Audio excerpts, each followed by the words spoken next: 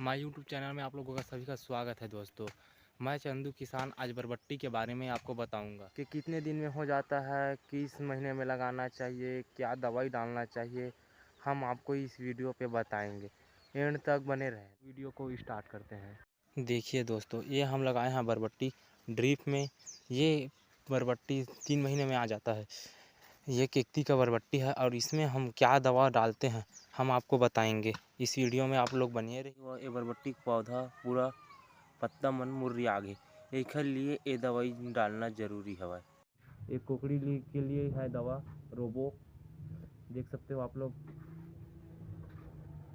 इसका MRP भी देख सकते हो। ये तना छेदा के लिए है, बरबट्टी के लिए तना छेदा प्लस दवा। बरबट्टी में एक प्रकार के भी बीमारी आती संगवारी होगा, एकर लिए दवा है। बरबट्टी के लिए फल फूल के लिए संगवारी के लिए है स्प्रिंग दवा। देख सकते हैं कितना बढ़िया दिख रहा है हमारा बरबट्टी का पौधा।